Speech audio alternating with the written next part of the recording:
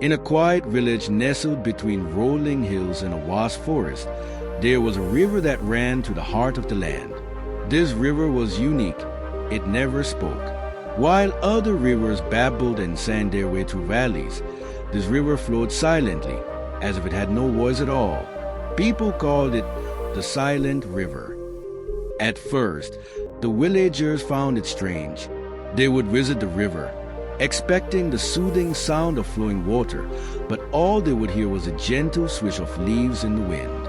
Over time, they began to feel uneasy. Some believed the river was sad. Some thought it was hiding a secret, and others thought it was simply unlucky. But no one dared to ask why it was silent, fearing that the river might reveal a truth they were not ready to hear. One day, a young girl named Mira, curious and fearless, decided she would uncover the river's secret. Unlike the villagers who avoided the silence, Mira felt drawn to it. She visited the river every day, sitting by its banks, quietly watching its waters flow. She waited for the river to speak, wondering why it was so silent when everything else around it seemed full of sound. After several days, as the sun began to set on her latest visit, something unusual happened. The river seemed to shimmer in the fading light, and Mira noticed something.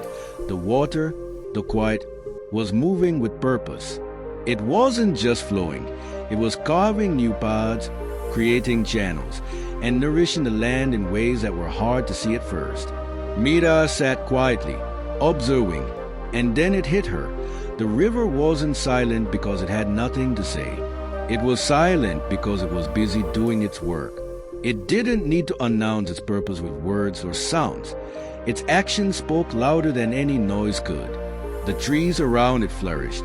The animals came to drink, and the village had crops that thrived, all because the river continued to do what it had always done, quietly, persistently, and with great purpose. Mira smiled, understanding at last. She spoke to the river, saying, "I see now. Your silence is your strength. You show us that not everything needs to be loud to be important." From that day on, Mira shared what she had learned with the villagers. At first, they didn't understand, but gradually they began to appreciate the quiet river. They learned to focus on what was being done, not just what was being said.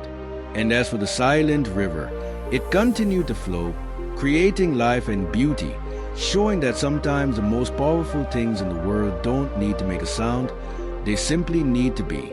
The moral of the story: actions speak louder than words, and sometimes the quietest things have the most impact.